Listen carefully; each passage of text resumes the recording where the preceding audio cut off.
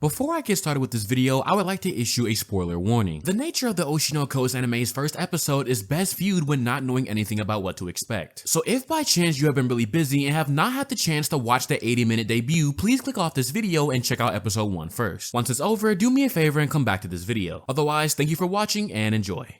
So let's go back in time for a second. It's Wednesday, you wake up, you hop on that lovely PC of yours and check out Live Chart to see what animes are coming out. You see that it's Oshi no Ko Day, and as I mentioned in my spring watch list video, that this is without a doubt going to be the must watch of the season. You see Yoasobi is doing the OP and you're getting hyped knowing her track record is nothing but bangers. Seeing it's 80 minutes, you grab some snacks, pop back in that chair, and then you watch the first episode. Everything is going pretty great, and then it's not, and then it is again, and then you get to the last 20 minutes.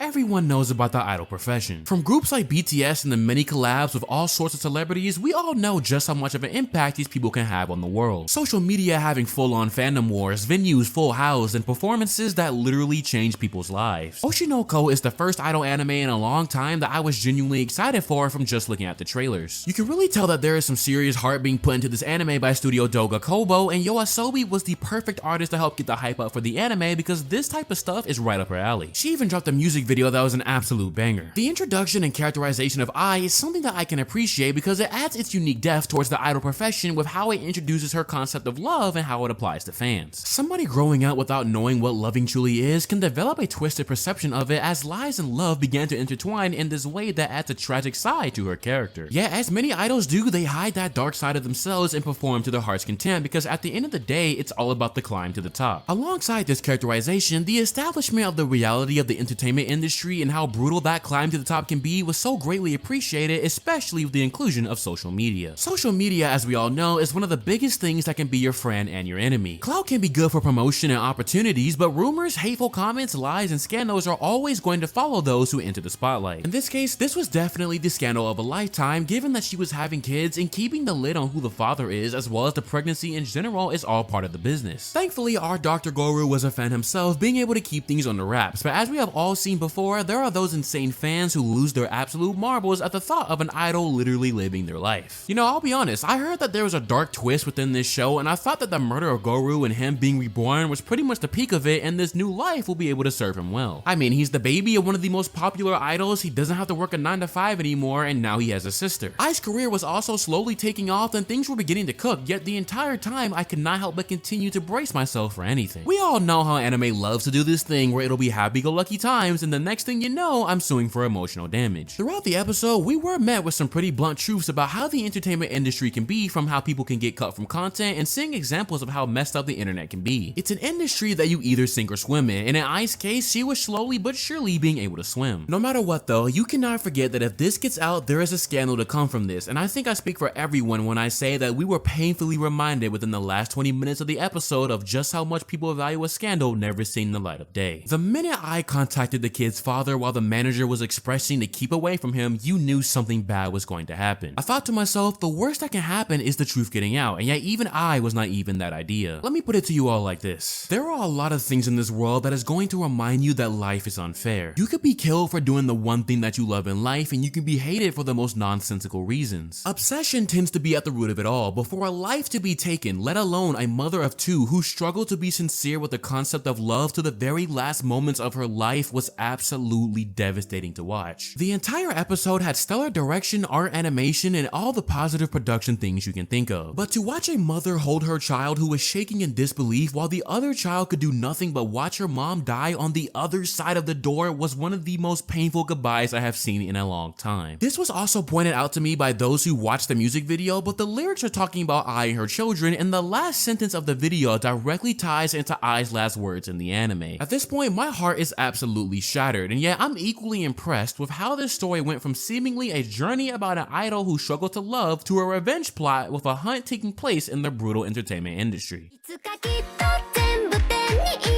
This first episode of Oshi no Ko is without a doubt the best debut in spring for what it is able to accomplish emotionally with its premiere. It's taken over my anime list and the praise is unanimous, and even though it's only episode 1, it sold itself incredibly. I'm not sure how deep Ruby will get into this mess, but I am very curious to see how Aqua manages to pull this off. If the show continues to utilize its elements established within show business and the cruelty of the internet, as well as continue to pull at our heartstrings, then this can very well be the anime of the season. As much as I was pleased with Demon Slayer and Heavenly Delusion's kickoffs, this one really hit different. I gotta give it to the author, given they're the same author of Love is War, because going from watching the movie last week to Oshi no Ko this week is some serious whiplash. Other than that, I really wanted to just talk about the premiere, and I hope you all enjoyed it as much as I did. We are definitely in for a long emotional story, and as always, I will be seated. That's pretty much it for me though. As always, thank you for watching, and make sure to leave all your thoughts about the Oshi no Ko premiere in the comments section down below. Stay safe out there, and I will catch you guys in the next video.